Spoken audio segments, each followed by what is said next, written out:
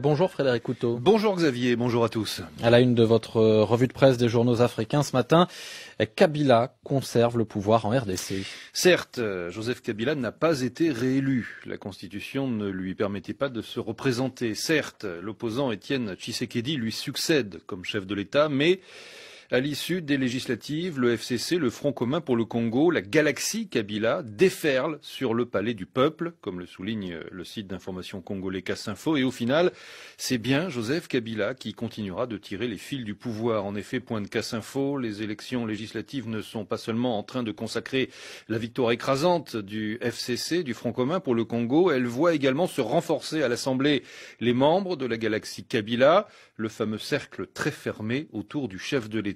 Tous ses proches, en effet, ont été réélus ou bien élus et désormais, relève encore Casse-Info, la majorité présidentielle est prête à travailler avec le nouveau président élu, Félix Tshisekedi. Ce véritable raz-de-marée consacre donc la domination du pouvoir actuel dans le futur exécutif, en particulier dans la nomination du Premier ministre. On s'oriente donc sans doute vers une cohabitation en RDC. Et finalement, relève le pays, au Burkina, Joseph Kabila est parti tout en restant. Joseph Kabila et ses partisans ont en effet réussi le tour de force, voire le miracle de demeurer, malgré leur déculotté, à la présidentielle, la première force politique du pays.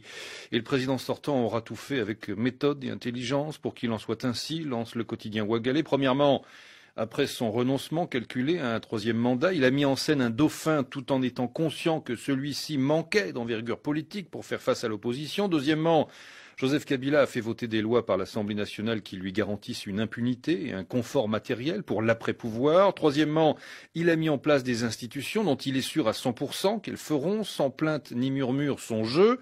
Le quatrième acte de Joseph Kabila, allant dans le sens du contrôle de l'alternance, a consisté à jouer la carte de Félix Tshisekedi, relève encore le pays, car il savait que ce fils à papa ne pouvait pas porter une alternance susceptible d'exercer un droit d'inventaire digne de ce nom, c'est-à-dire de nature à faire disparaître au grand jour tous les actes bas de sa gouvernance. Bref, Kabila, conclut le quotidien Ouagali, a tout fait pour que Tshisekedi lui succède, puisque cela ne représente aucun danger pour lui. RDC et à la fin, c'est Kabila qui gagne, renchérit Africarabia. Le camp Kabila garde donc la haute main sur l'Assemblée nationale, qui désignera le prochain Premier ministre, mais aussi sur les provinces et sur le Sénat, où l'ancien président et désormais sénateur à vie pourrait en prendre la présidence et devenir de facto le deuxième personnage de l'État. Une position avantageuse en cas de vacance du pouvoir. Forcé à la cohabitation, la marge de manœuvre du futur président Félix Tshisekedi sera très étroite, relève encore Africarabia. Une présidence sous surveillance, cornaquée par un Premier ministre, sans doute issu du camp pro-Kabila, et un Sénat présidé par Joseph Kabila en personne. Avec la mainmise sur les deux chambres, les pro-Kabila pourront ainsi avoir la possibilité de modifier à leur guise la Constitution. Si on rajoute à cela le contrôle de la majorité des provinces, à travers les gouverneurs, la Kabylie maintient son parfait contrôle sur les institutions et sur les territoires congolais.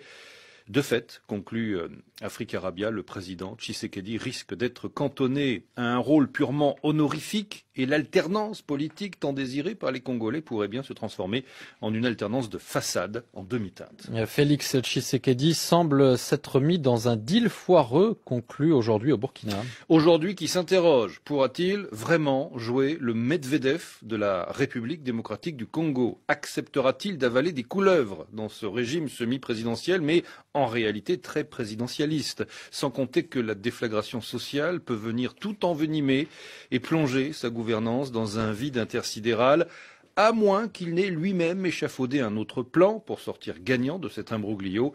Le recomptage des voix serait une solution, pointe encore aujourd'hui, mais se demande le journal, est-ce que le camp Kabila-Tshisekedi va accepter une telle possibilité de découverte de sa magouille, si magouille il y a eu? Pas certain.